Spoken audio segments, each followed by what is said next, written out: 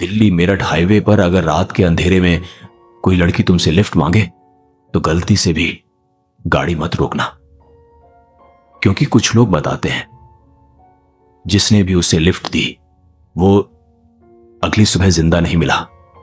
रात के ठीक 3 बजे होंगे एक सरकारी अस्पताल की मॉर्चरी में एक डॉक्टर और उसका एक असिस्टेंट एक लड़की की ऑटोप्सी कर रहे थे, लेकिन डर उसकी लाश से नहीं था, डर उस लड़की के चेहरे से था, क्योंकि मौत के कई घंटे बाद भी उसका चेहरा अजीब तरह से खूबसूरत लग रहा था।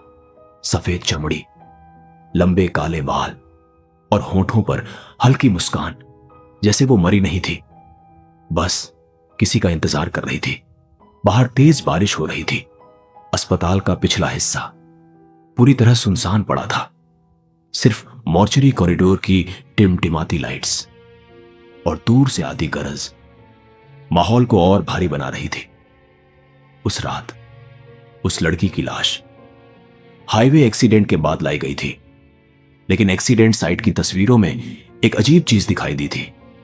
गाड़ी पूरी तरह पलटी हुई थी, ड्राइवर की मौके पर मौत हो चुकी थी, लेकिन सड़क पर सिर्फ एक ही इंसान के पैरों के निशान थे, और वो निशान जंगल की तरफ जाते हुए अचानक गायब हो गए थे। रात और गहरी हो चुकी थी। पोस्टमार्टम रूम के अंदर डॉक्टर ऑटोप्सी कर रहे थे, लेकिन तभी वजन मापने वाली मशीन अपने आप चालू हो गई। स्क्रीन पर नंबर चमका 52 किलो, जो लाश के असली वजन से मेल खा रहा था, लेकिन कुछ सेकंड बाद नंबर बदल गया 91 किलो। कमरे में अचानक सन्नाटा छा गया, क्योंकि लाश बिल्कुल वैसे ही पड़ी थी। और तभी ऑपरेशन लाइट हल्की झिलमिलाई।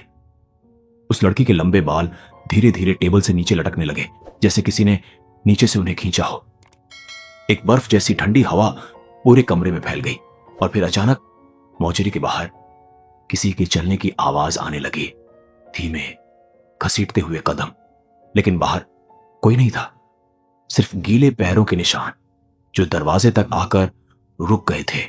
कमरे के कोने में रखा शीशा अचानक दरकने लगा। धीरे, बिना किसी आवाज के उसके शीशे में वही लड़की खड़ी दिखाई दी, लेकिन असली लाश अब भी टेबल पर पड़ी थी। शीशे वाली लड़की मुस्कुरा रही थी। उसकी आंखें पूरी काली थीं, और अगले ही पल शीशे के अंदर वाली चीज ने अपना सिर टेढ़ा कर लिया। उसी समय टेबल पर पड़ी लाश की गर्दन भी धीरे धीरे उसी दिशा में मुड़ गई। एक सूखी हड्डी टूटने जैसी आवाज पूरे कमरे में गूंज उठी। डॉक्टर पीछे हट गए। कमरे का तापमान तेजी से गिरने लगा। सांसों से धुंध निकल रही थी, और फिर उस लड़की की बंद आंखें अचानक खुल गई। उन आंखों में पुतलियां नहीं थी, सिर्फ गहरा काला अंधेरा, लेकिन असली डर अभी बाकी था।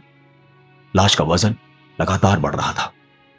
110 किलो, 127 किलो, 146 किलो, जैसे कोई और चीज भी उसी टेबल पर मौजूद हो जो दिखाई नहीं दे रही थी। फिर अचानक पूरे अस्पताल की बिजली चली गई। अंधेरे में सिर्फ लाल इमरजेंसी लाइट चल रही थी। उस लाल रोशनी में वो लड़की धीरे धीरे बैठ गई। उसके लंबे बाल चेहरे पर फैल चुके थे, लेकिन होठों की मुस्कान अब पहले से और चौड़ी हो चुकी थी। फिर मॉर्चरी कॉरिडोर में पायल की आवाज गूंजने लगी। छन छन छन। धीरे धीरे वो आवाज पास आती महसूस हुई, लेकिन लड़की टेबल पर बैठी हुई थी। तो फिर बाहर कौन चल रहा था? अचानक पोस्टमार्टम रूम का दरवाजा अपने आप खुल गया। कॉरिडोर की अंधेरी दीवार पर एक लंबी परछाई दिखाई दी, जिसके बाल जमीन तक लटक रहे थे, और अगले ही सेकंड टेबल पर बैठी लड़की हवा में गायब हो चुकी थी। कुछ सेकंड बाद लाइट्स वापस आई।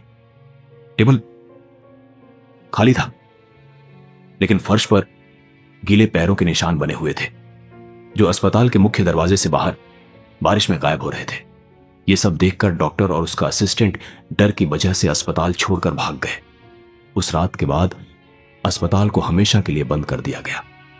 ऑफिशियल रिपोर्ट में सिर्फ इलेक्ट्रिकल खराबी लिखी गई, लेकिन आज भी बरसात वाली रातों में उस वीरान अस्पताल के बाहर कभी कभी एक खूबसूरत लड़की सफेद कपड़ों में खड़ी दिखाई देती है। वो हमेशा लिफ्ट मांगती है और जो भी उसे लिफ्ट देता है उसकी गाड़ी अगली सुबह सड़क किनारे एक्सीडेंट हुई मिलती है। अगर ऐसी और डरावनी कहानियां देखनी पसंद है तो चैनल को अभी सब्सक्राइब कर लें।